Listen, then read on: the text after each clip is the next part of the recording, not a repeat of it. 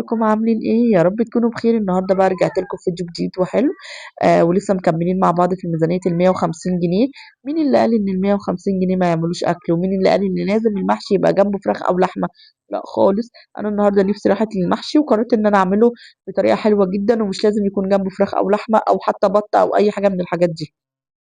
خدت بعضي ونزلت السوق، جبت كيلو بتنجان، وجبت ب5 جنيه خضرة، وجبت نص كيلو كوسة، وجبت كمان قرنين فلفل حلوين كده حراقين كده لزوم المحشي، وجبت كمان ب5 جنيه لسان عصفور. وطلعت. كلفوكي كام يا ام هاجر؟ كلفوني على بعضهم كده 85 جنيه. طب يا ام هاجر احنا شايفين الباقي 50 جنيه. هاجر وعبد الرحمن ابني كان رايح الدرس ربنا يبارك لهم، فشبته في شويه حاجات صرف 15 جنيه. ادي كده ال 100 جنيه كامله مكمله، ومعايا 50 جنيه. خدت بعضي بقى بعد ما وديت عبد الرحمن واشتريت الحاجه، رحت بيه عند مامتي حبيبتي ربنا يبارك لي، وقعدت قورتهم ورغيت معاها شويه قبل لما جبت عبد الرحمن من الدرس وجيت. جبت ايه يا ام هاجر؟ زي ما قلتي جبت كيلو بتنجان، وجبت نص كوسه، وجبت 5 خضره، وجبت كمان لسان عصفور ب5 جنيه، وقرنين فلفل كده ايه لزوم زي ما قلت لكم الشطه والتحبيشه الحلوه بتاعت المحشي. طب احنا اسره كبيره يا ام هاجر ودول مش هيكفونا. هاتي كرومبايه يا ستي ب 35 ب 40 جنيه. ده انا بصي يعني صارفه ومكلفه. وب5 جنيه خضره هتعملي حله كرومبه كبيره قد كده وهوب تطلقيها في الصينيه. بس انا كان عندي شويه كرومبه على شويه ورق عنب كده في الفريزر، فهطلعهم برضو لزوم ايه التشكيله بتاعه المحشي الجميله. وكان عندي شويه سمبوسه فاضوا من الفيديو اللي فات اللي انتوا شايفتوه، حطيتهم في الفريزر طلعتهم برضو ايه هنعملهم النهارده. وهنعمل كده ايه شويه شوربه لسان عصفور. طب يا ماجر ما عندناش شوربه. بص بقى دي كنزه عندك في الفريزر. اي شوربه بتعمليها طعمها حلو ومريحاكي، خدي منها كيس كده محترم وعنيه في الفريزر. هيجي لك وقت تسقيه بيه محشي. بس انا الصراحه مش ناويه اسقيه المحشي النهارده، انا ناويه اعمل المحشي عادي بتسقيه الماجي الجميله بتاعتنا كمان بتاعت امهاتنا. لكن الشوربه كيس الشوربه هعمل بيه لسان العصفور. هتعملي بيها ملوخيه، هتعملي بيها لسان عصفور، هتسقي بيها المحشي مثلا. لو انت مش عايزه تسقيه بالماجي فده بيبقى كنز عندك في الفريزر. لازم يكون عندك كل ما تعملي مثلا فرخه مسلوقه او بطه مسلوقه مثلا او لحمه او اي حاجه والشوربه بتاعتها حلوه وكبير وطعمها حلو وكتير، خدي منها كيس كده ارميه في الفريزر لوقت الزنقه يعني. بقى انت لازم ايه تشتركي في القناة وتفعلي الجرس لو انت ما اشتركتيش، عشان الميزانية الفترة الجاية هتعجبك جدا جدا. وبصي بقى حطي لايك حلو كبير منك كده لو انت حبيتيني وحبيتي اسلوبي وشايفاني ان انا بفيدك. شايفاني ان انا ما بفيدكيش ومش حباني برضو انزلي حطي لايك معلش. انا يعني في الحالتين حطي لايك. زي ما انتم شايفين حلة الشوربة الجميلة بتاعتنا دسمة ازاي. اعمل بيها احلى شوربة لسان عصفور هتاكلوها في حياتكم. وادي ميزانيتنا الجميلة زي ما انتم شايفين، ميزانية حلوة وخفيفة على القلب. مش لازم يكون في لحمة، مش لازم يكون في فراخ، مش لازم يكون في أي حاجة من الحاجات ديت. احنا نعود أولادنا إن يوم كده ويوم كده. والله والله في نماذج في حياتي ما بياكلوش إلا اللحمة والفراخ والسمك والحاجات دي إلا مرتين في الشهر، أو مرة كمان لما رب البيت أو رب الأسرة أو الزوج يقبض. بس كده. فاحنا لازم نمشي على قدنا، نعلم ولادنا ان الحياة مش وردي وان يوم كده ويوم كده والحياة بتعيش. دخلنا على طول على الصلصة بتاعة المحشي، وانا عملتها معاكم قبل كده، فانا هحاول على قد ما اقدر ايه برضه اوريكم عشان البنانيت الجداد اللي ما شافوهاش يعني يشوفوا. الوصفة بتاعتي سهلة وطريقة، وانا ما بحبش المحشي يكون عليه بهارات كتير، هو بس فلفل اسمر وكزبرة وكمون وقلبين الماجي الجمال وبس كده مش اكتر من كده. معلش بقى لو صوتي منبوح شوية، بس أنا واخدة على يعني داخلة على دور برد، لأن الجو خالص مش متظبط، شوية حر وشوية ساقعة، فالله أعلم بقى يعني امتى هيبقى معتدل يعني. طبعا انا خلاص حطيت قالب زبده، والزبده دي احنا اتفقنا ان لما بطنه يكون معاه فلوس ندبسه فيها على طول. وحطيت شويه زيت كده محترمين، ونزلت بقى بالبصل الجميل بتاعنا. آه طبعا المحشي بيحب البصل تمام. وهفضل كده اقلبه، وبعدين نشوف قرن فلفل كده حراق من اللي احنا جايبينهم ونحطهم في قلب مع البصله يدوا ريحه كده ويطلعوا ريحه حلوه، على اساس يعني الخلطه تبقى كده يعني طعمها روعه تمام. هقطع بقى القرن الفلفل بتاعنا كله كده، وانا منقياه مش حراق قوي طبعا عشان الاطفال، ولا انت بقى حباه سبايسي وكده حطي بقى شطه وحطي فلفل وظبطي امورك يعني. ما تنسيش بقى هنا تدعميني بلايك حلو منك، لان اللايك بتاعك اللي هيرفع الفيديوهات بتاعتي. ويا ريت لو انت ما شفتيش الفيديوهات اللي قبل كده بتاعت الميزانيه 150 جنيه، روحوا اتفرجوا عليها هيعجبكم جدا، عاملين فيها وصفات حلوه وميزانيه هتعجبكم جدا جدا. وزي ما قلت لك لو انت حبيتيني حطي لي لايك حلو منك، وما حبيتنيش حطي لي لايك حلو برضو منك واخرجي بصمت. آه نكمل بقى الوصفة الجميلة بتاعتنا والمحشي الجميل بتاعنا اللي ريحته جايبة حرفيا لآخر الشارع، واحنا من غير بقى أفورة، من غير لحمة، من غير فراخ، قرداح. احنا النهارده يا جماعة نعمل أكلنا قرداحي، نعمل جنبه شوية شوربة كده محترمين، ونعمل جنبه كده طبق سمبوسة للأطفال عشان بيحبوا السمبوسة. وطبعا أنا زي ما قلت لكم إن لازم يكون عندكم شوربة في الفريزر، لأن الشوربة دي كنز لوقت زنقة. حتى لو انت عايزة تكملي شوربة، يعني شوربتك خلصت لأي حاجة، مثلا عندك عزومة كبيرة وحابة إن انت تكملي شوربة، بتكون متوفرة عندك، حلو جدا. نحط بقى قلبين الماجي بتوعنا، نحط شوية فلفل أسمر، شوية كمون، شوية كزبرة، وحلوة قوي كده، وبتبقى أحلى خلطة والله العظيم. بالبساطة بتبقى جميلة جدا، خلطة أمي اللي ربنا يبارك لي فيها وفي عمرها. ما تاخدوش بالكم كنت بطاطا للعيال شوية فشار فنطر على البوتاجاز كله. آه وزي ما قلت لكم ميزانيتنا 150 جنيه في اليوم. ده بيبقى حسب احتياج، يعني حسب ظروف زوجك وظروف رب البيت، طبعا ربنا يبارك لنا في عمرهم. غصب عنه ساعات بيجي عليه وقت بيبقى في زنقة، واحنا كستات بيوت شاطرة لازم نعدي الزنقة دي على خير. زي ما قلت لكم احنا عملنا حاجة كده، ولسه هحكي لكم عليها بعدين بس في الفيديوهات الجاية يعني بإذن الله، لأنها لسه ما كملتش قوي يعني. ف وقعنا في زنقة، فزنقتنا ان انا امشي باليومية دي. تاخدوش بالكم من البوتاجاز المتبهدل ده خالص، زي ما قلت لكم كان واقع عليه شويه حاجات كده محترمه، ان شاء الله هنغسله بعد ما نخلص بقى المحشي وكل الحاجات اللي احنا هنعملها دي، لان طبعا زي ما انت عارفه المحشي هيبهدل الدنيا. خلصت الصلصه بتاعتنا الجميله اهوت وخلاص كده. طبعا انا عملتها معاكم قبل كده بالتفصيل، وانا بحط الخضره وانا بحط الرز وكل حاجه، اللي ما شافهاش يروح يشوفها برده ويعمل لي لايك حلو على الفيديو.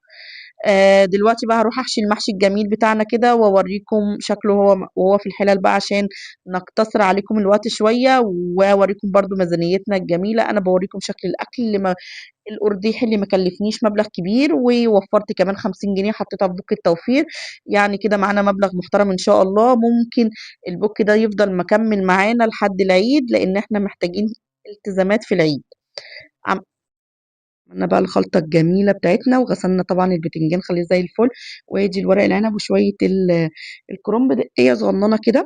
وزي ما قلت لكم ممكن التوفير ده ممكن يكمل معانا في ايد خفية. شفتوها؟ شفتوا الايد الخفية دي بتحاول تسرق خلطة المحشي عشان بتحبها شوية. دي هاجر بنتي ربنا يبارك لي في عمرها، عشان خاطر الايد الخفية دي حطي لايك. وصلتي لحد هنا بقى حطي لايك الجميل بتاعي. عملت خلاص المحشي الجميل بتاعنا زي ما انتم شايفين اهوت، وكده خلاص حشيت المحشي. ويلا بينا بقى نكمل بقية الوصفات بتاعتنا النهارده. نعمل بقى شوية الشوربة المحترمين بتوعنا الدسمة الجميلة. وهنحط فيها بقى كده برضو قالب زبدة من الجميل بتاعنا اللي هو ايه، فلاحي ده هيدي نكهة حلوة جدا جدا للشوربة، يخليها يعني في حتة تانية خالص. زي ما انتم شايفين حشينا المحشي جميل وزي العسل، ولما نسويه هيبقى احلى واحلى واحلى. وده السمبوسه هي اللي هنروح نحمرها برضو، وهنعمل بعد كده ايه. اول حاجه هنبدا بيها الشوربه، بعد كده ايه نعلق على المحشي ونحمر ايه السمبوسه. نعمل بقى الشوربه بتاعتنا اهوت حطيت لسان عصفور كلها. انا كنت حطيت قالب الزبده وشويه الزيت معاكم، بس الكاميرا ما كانتش بتصور للاسف. ف رجعت تاني بقى حطيت حته زبده صغننه كده، لان حسيت ان هي محتاجه زبده برضو. وهقلب بقى كده واشوح لسان عصفور الجميله بتاعتنا. ودي الشوربه هي زي ما انتم شايفين بسخنها، بجد ريحه والله العظيم دسمه. دي كانت شوربه بط، دي كانت شوربه بط انا فاكره. كانت حماتي دابحه. وعلى فكره يا جماعه انا بربي فوق السطح، يعني ممكن في بقى تلاقوني كده دابحه فرخه. سوري الفراخ، انا كنت عامله دوره فراخ وخلصت خلاص. عامله دلوقتي دوره بط. ممكن تلاقوني دابحه بطه كده من عند الست شوشي من فوق السطح. تمام. بس انا مش عايزه اعمل كده حاجه معاكم دلوقتي زي ديت. انا عايزه امشي بالميزانيه من بره، عشان ما تقولوش يا ام هاجر ده انت ما عندك حاجات في البيت. لا، انا همشي ميزانيتي من بره الشهر ده كله، بحيث ان انا اكون مصداقيه معاكم واوريكم احنا بنمشي صح. حمرت تمام اللسان العصفور الجميله بتاعتنا، هي ابتدت تاخد اللون الذهبي الجميل. وبعد كده بقى هننزل بالشوربه بتاعتنا. الشوربه دي دسمه جدا، فعشان كده هزودها شويه ميه، لان حسيتها ان هي دسمه قوي قوي قوي، فهزودها بس كوبايه ميه عشان تبقى ايه تعادل الطعم. لان انا خدتها ساعتها من صينيه، كنت عامله صينيه بط او طاجن بط بالبصل. كان جميل جدا جدا. فلو انتوا عايزين يعني تقولوا لي اعمله لكم، اكتبوا لي في الكومنتات وانا هعمله لكم بالطريقه دي، بجد كان تحفه جدا. فخدتها من طاجن البط، كانت طعمها حلو جدا، فدسمه قوي قوي قوي، فانا هزودها كوبايه ميه. طبعا انتوا شايفين ان الاكل بتاعي اهو بسم الله ما شاء الله، والله ارداحي وما في اي حاجه، وكلنا وشبعنا واتبسطنا انا والاولاد وباباتنا، ربنا يخليهولنا ويحفظهولنا يا رب. تمام. بصوا الشوربه دسمه دسمه قوي، فهزودها كده بس كوبايه ميه، وبعد كده نعلق بقى على المحشي و نحمّر السمبوسة الجميلة بتاعتنا، وهاوريكم كده المحشي كده وهو بيبقبق. كنت نفسي بجد أسمّعكم صوته، بس هاجر وعبد الرحمن بيكونوا دايمًا واقفين جنبي في المطبخ أو واقفين ورايا حرفيًا، ماما، ماما أمبو، ماما مش عارفة إيه، ماما تعالي اقلبي التلفزيون، ماما هاجر ضربتني، ماما مش عارفة إيه، ربنا يبارك لي في عمرهم. فطبعًا بيبقى الدنيا معايا إزعاج شوية، فمش عايزة طبعًا إن أنا أدخّلكم في أجواء العائلية أوي دي. لإنها هتزعجكم جدًا، فعشان كده باكتم الصوت باسجل لكم أنا بصوتي. ضبطت الملح بتاعه وباقول لِك حطي لي like، فأنتِ حطي لي like حلو منِّك بقى. بُصّي البقبقة، بُصّي، الله، الله على الجمال، الله. بُصّوا هنا بقى كنت هاتلسع بجد، كنت هاتلسع يعني. وادي الشوربة بتاعتنا الجميلة خلاص خلصت، وده خلاص داخل على السِوَى، هانقله على العين التانية ونبدأ نحمّر السمبوسة الجميلة برضه بتاعتنا. كانت بصراحة حلوة جدًا المرّة اللي فاتت، ففاض منها كده شوية، والصراحة اتنسفت برضه المرّة دي، المرّة اللي فاتت اتنسفت والمرّة دي اتنسفت. أكلة جميلة، أكلة كلّفتنا كام يا أم هاجر؟ كلّفتنا 80 جنيه.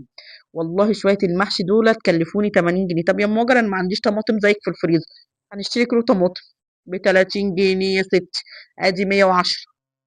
مش عايزة آكل بتنجان يا ماجر ما باحبوش، هاتي كرنباية ب30 أو ب45، ب5 جنيه خضرة، أدي 50 و30 جنيه قوطة، أدي 80 جنيه برضه. وهتعملي حلة محشي كبيرة قد كده وهتدلقيها في الصينية وتاكلي أنتِ وأولادِك وزوجِك وتدفّوا معدتكم. الأمور يا جماعة بسيطة، إحنا اللي بنصعّبها علينا. ليه؟ لإن بُصّي في حاجة كده مش عارفة أفهّمها لكم إزاي، أو أنا نَفْسي مش عارفة أقولها إزاي. بُصّوا، يعني زي ما تقولي لو إحنا صعّبنا علينا الحاجة بنلاقيها صعبة أوي فعلًا، لكن لمّا بنسهّلها علينا بتلاقي نَفْسِك الأمور سَلِسة معاكِ. زي مثلًا لمّا قايمة تروّقي حاجة معيّنة في البيت، بس أنتِ مستقتلاه دمّها أوي ومش قادرة تعمليها، فتلاقي الموضوع معاكِ تقيل وإن أنتِ مش قادرة تتحرّكي. لكن لمّا تلاقي من جواكِ وحاسة إن لأ ده خفيف الموضوع سهل هاعمله بسرعة، هتلاقي نَفْسِك خلّصتِ بسرعة والدنيا معاكِ كويسة وماشية تمام. زي مثلًا مصروف البيت دوّة ميزانية صغيّرة أنا عارفة، ما يكفّيش أسرة كبيرة أنا عارفة. أنا باتكلّم دلوقتي إن إحنا أسرتنا 4 تنفار، أب وأم وولدين وبنت وولد صغنّنين لسه يا دوب بيدُقّوا في الأكل تمام. ميزانية بس نقدر، والله نقدر، إحنا ستات بيوت شاطرة، وفي ظِل الغلاء اللي إحنا فيه ده غصب عنّهم هُم كمان وغصب عنّنا إحنا كمان، لازم إحنا الاتنين نكون في مركب واحدة متوازنة، مش في مركب مايلة.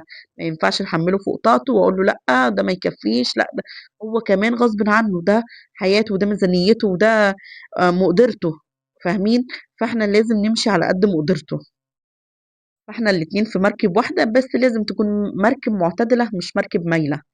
فربنا يسهّل لينا كُلّنا، ليهم ولينا، ونقدر نعايش أو نتعايش مع الغلاء اللي إحنا فيه ده يا رب. زي ما أنتم شايفين طبق السمبوسة الجميل بتاعنا خلاص خلص، والمحشي الجميل بتاعنا خلاص خلص وحطيناه في الأطباق، وزي ما أنتم شايفين كده السخونية والروايح بجد والله ولا أروع من كده. سويتيه إزاي يا أم هاجر؟ عملت شوربة ماجي عادي جدًا، حطيت قلبين ماجي مع شوية مَيّة مع شوية صلصة مع شوية فلفل أسمر وغليتهم ومع شوية ملح وضبّطت الدنيا وسقيت بيه المحشي، بس كده. والله العظيم كان 100 فل و10 وكلنا لمّا شبعنا. وده كان الفيديو بتاعنا النهارده البسيط، يا رب يعجبكم. ميزانيتنا النهارده كانت 80 جنيه، ميزانية كاملة متكاملة كلنا بيها أكلة دفِّت معدتنا. ما تنسوش بقى تحطوا لي لايك حلو منكم، وهافكّركم تاني لايك، لايك، لايك، وتصلّوا على النبي كده في الكومنتات.